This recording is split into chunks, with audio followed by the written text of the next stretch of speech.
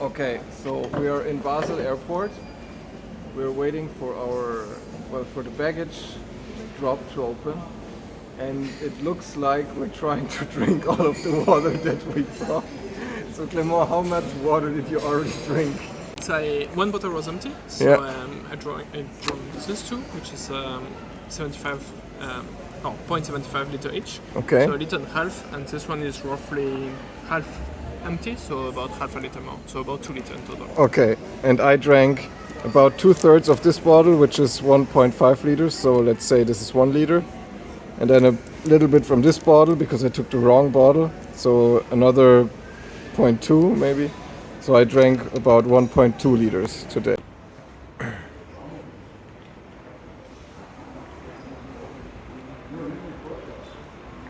Here I'm finishing the 3rd liter.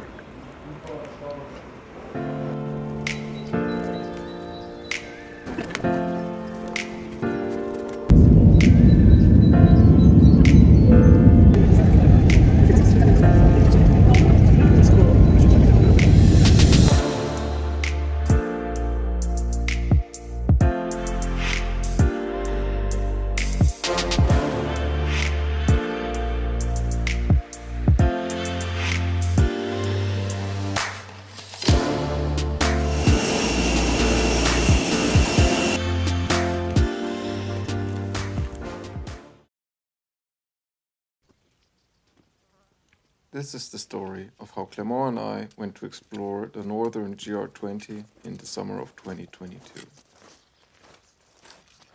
The GR20 is a multi-day hike in Corsica. It's very famous in France, where it's almost a rite of passage for through hikers to do the GR once in their lifetime. It crosses the entire island from north to south, leading through the most remote and spectacular mountain regions of Corsica.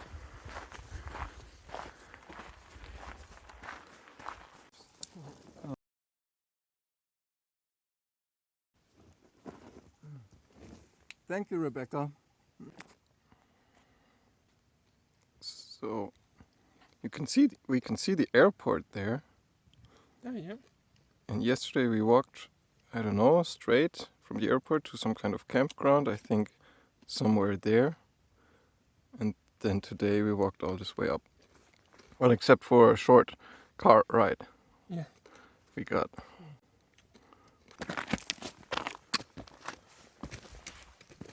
I keep filming my feet because I'm trying to show you how steep the trails really are. And this is kind of hard to catch on camera.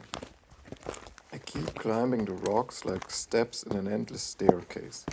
And that's really what the first day of hiking the GR20 is. Climbing an endless staircase of rocks. The descents are equally steep, and most people actually prefer going up.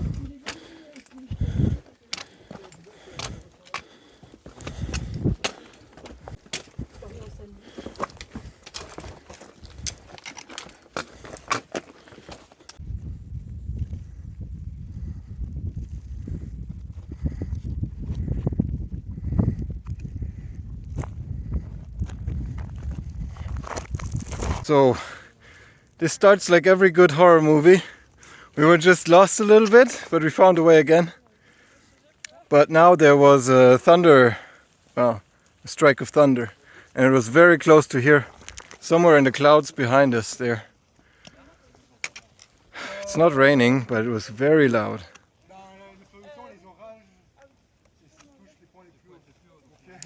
So, I'm not sure what we're supposed to do. Because we're climbing, I don't want to be on the very tippy top of the mountain when there's a thunderstorm. Especially with some metal. But right now we're nowhere near the top, so I don't know. No, not much choice but to move on, I guess. Right? What do you think, Clément? Yeah, I think that's a good idea. We'll see. Okay. We'll see how it goes. As long as we don't reach a tip, or hopefully we just turn around the tip. We'll see. Okay. Let's.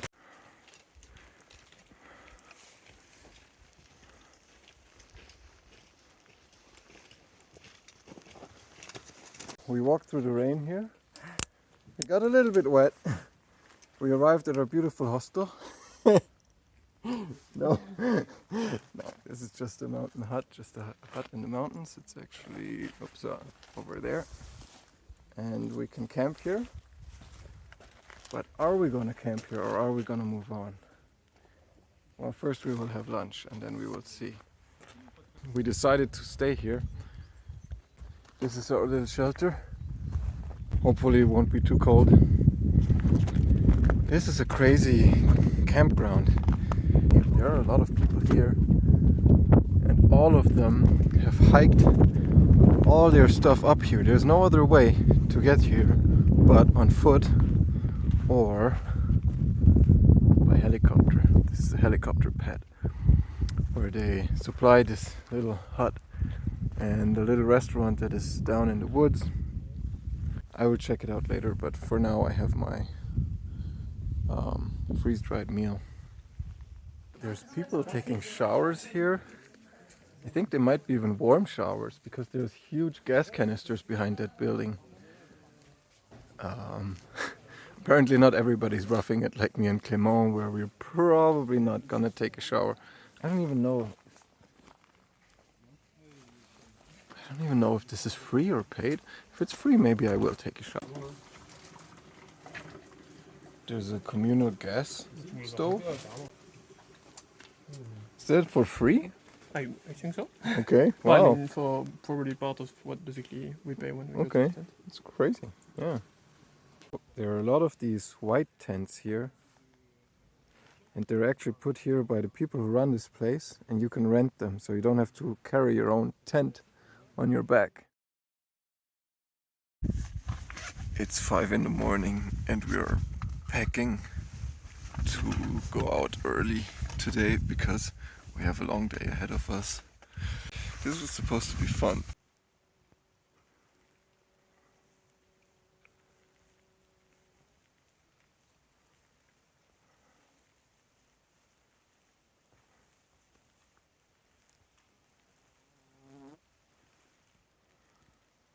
So you can see in the camera how much is missing. Doesn't work.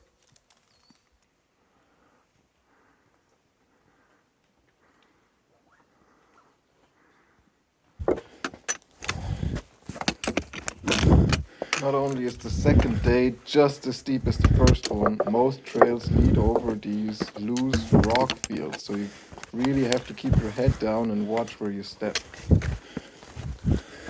Listen how hard I'm breathing to get up there, but at the top of each mountain, you get rewarded with an awesome view.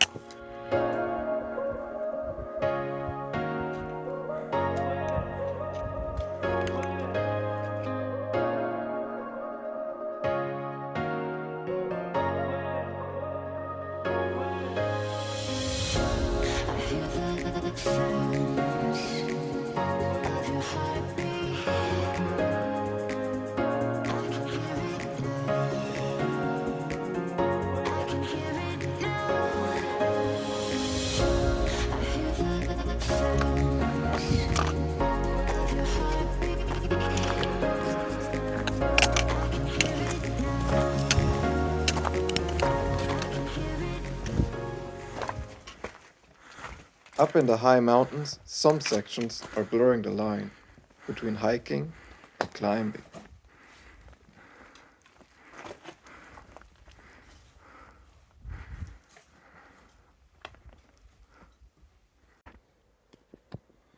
Ew!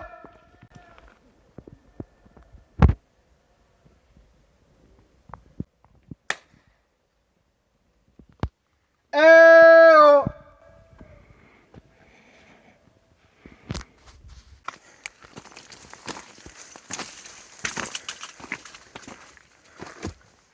This campsite is hidden away in a narrow canyon.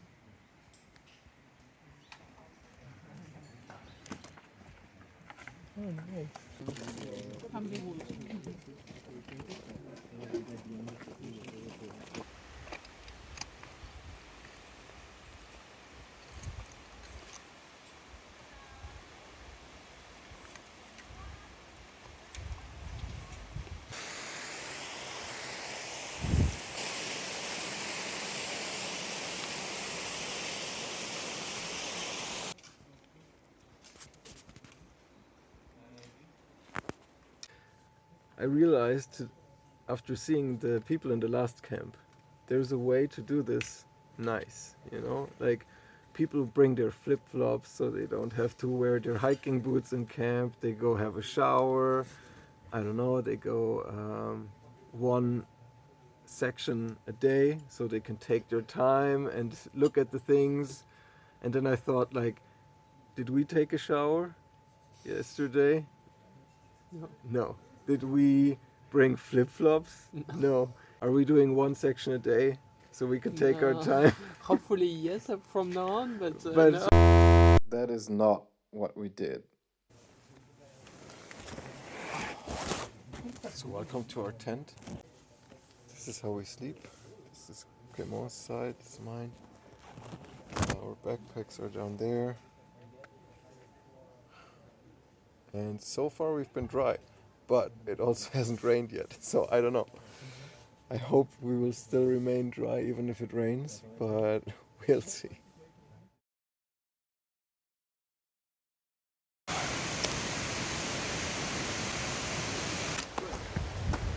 So we're in high performance mode now.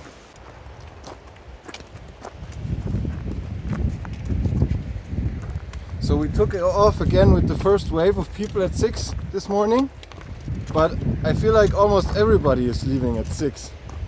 So I don't know. And we took some time to undress, so we fell behind a little bit. And so I hope we will get some good spots at the next place to camp. But overall, I think it should be fine. The weather looks really good, and this time we're gonna be at camp before the afternoon storm starts. Hello.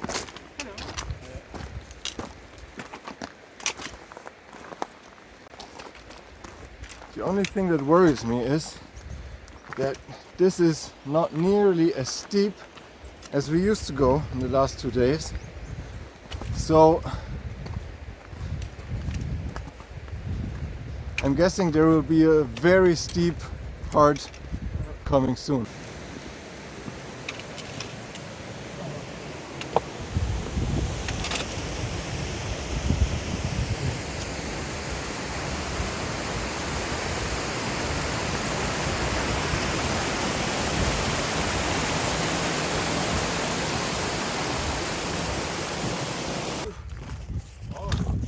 Okay, now the suffering has begun for today.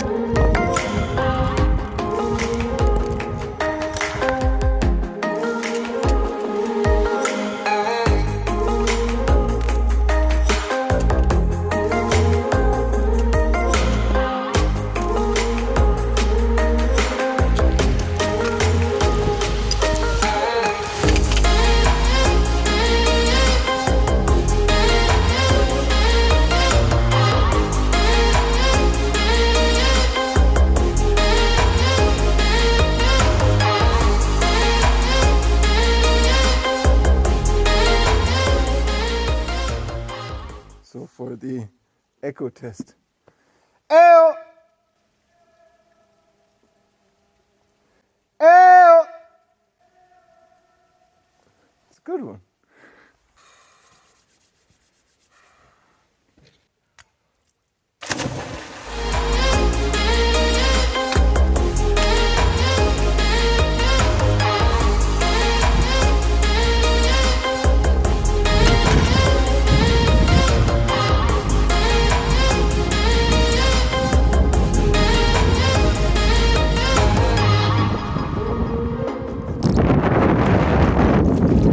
So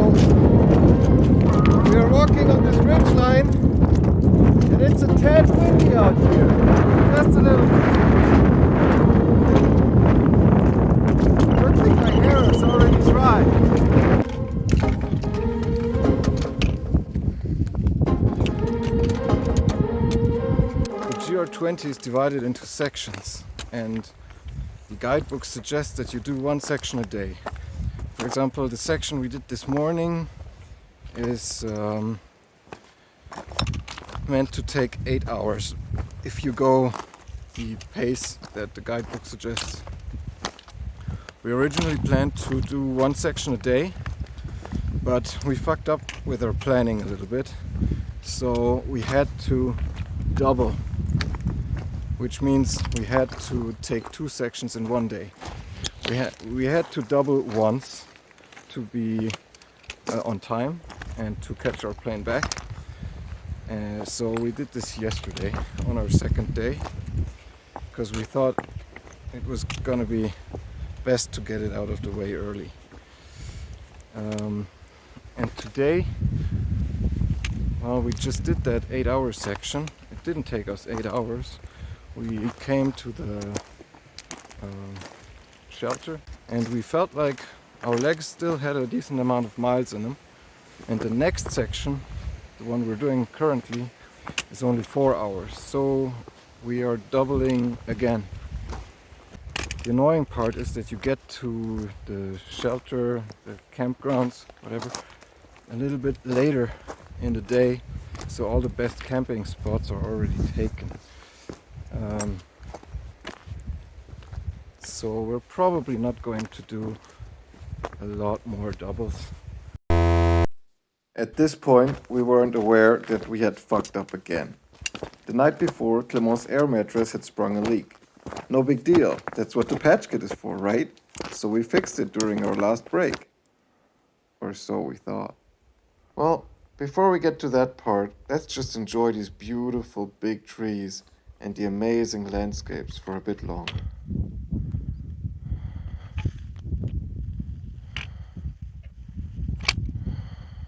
I like to pretend we are tough guys, but the back-to-back double sections proved me otherwise. I mean, just look at the apathy and exhaustion with which we put up our little tarp. In this time lapse, there's a lot of standing around and staring off into the distance, and not a lot of hammering pegs into the ground. After this hard day, we decided to treat ourselves and trade our freeze-dried meals for some real food from the helicopter-supplied refuge. This starter made with rice and beans and tuna was pretty nice, actually. So this is 4 people. Alright, did you get that? This little bowl of noodles with a drizzle of cheese and the 4 slices of cheese are supposed to feed 4 people who were just hiking all day. Needless to say, this was the last time Clement and I ate in a refuge.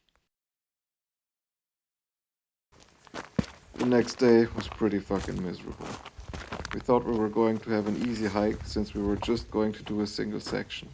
But this one proved to be the longest section by far, and we actually needed more than the 8 hours stated by the guidebook.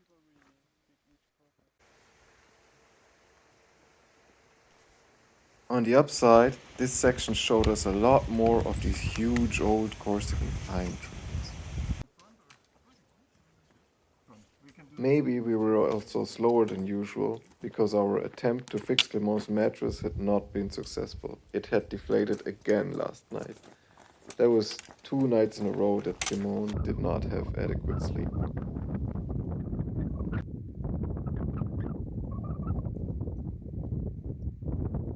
Having been disappointed with the refuge meals, we resorted to freeze-dried meals again.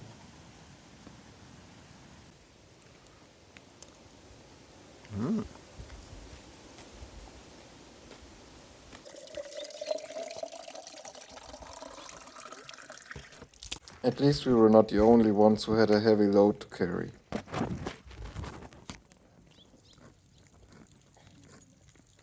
The island of Corsica has a very particular microclimate. Usually the mornings are very bright and sunny, and the afternoon are overcast and rainy. It's very common to have a thunderstorm in the afternoon.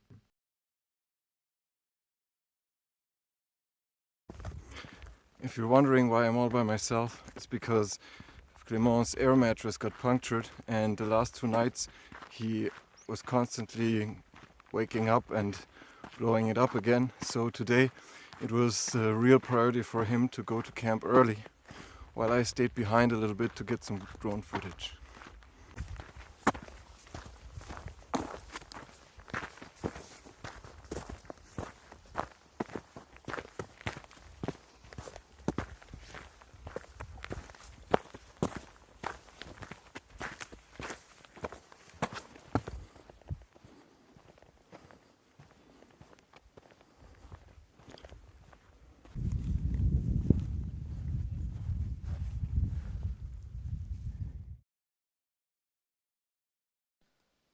Unfortunately, Clément's second attempt at fixing his air mattress was also not successful.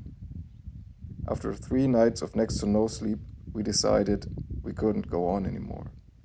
Instead of continuing down the GR, we descended from the mountains into a little town named Corte. The hike down to Corte was another long one. It took us more than 8 hours, during which the trail wound itself through the beautiful canyon of the Tavignano. To be honest, I found this hike to be the most beautiful we have done, and since it was not part of the official GR20, we only met a handful of other hikers. If you are spending a holiday in Corsica and don't have time to do the full GR, I highly recommend it. It is also a very good hike to do with kids, since there are no technical sections. Just a very, very long hike down a beautiful canyon. It's cold. Yeah.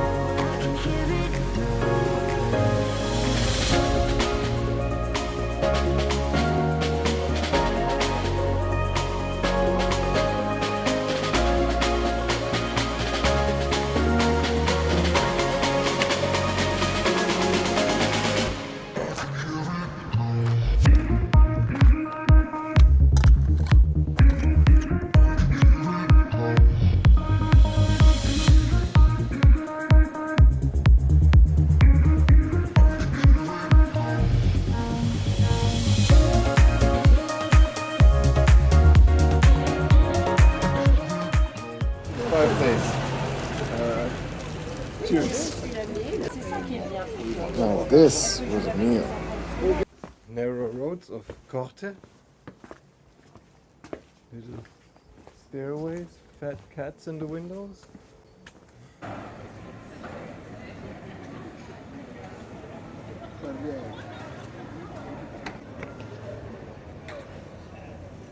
This is Corsican cheese, mint and olive oil flavored ice cream.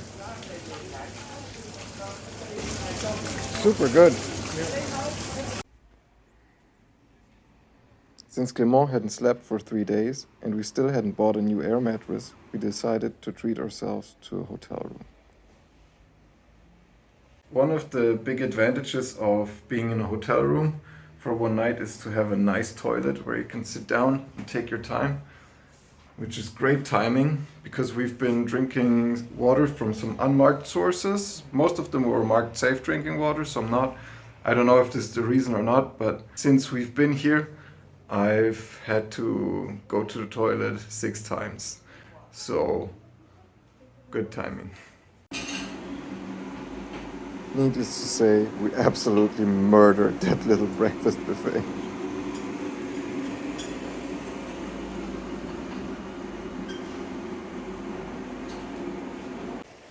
The next day we found a little outdoor store in Corte. We bought a new air mattress at a reasonable price. We restocked on our food and here we are on our way to the train station. We took the train from Corte to Visavona to rejoin the GR20. Across from the train station in Visavona, there's a restaurant with a little dog guarding it. And next to the restaurant is a tiny pizzeria in a little garden shack. This is where we had by far the best meal of the whole trip. These are some of the best pizzas I have eaten in my entire life. We were happy to load up on carbs because the next day we started another very hard double section hike.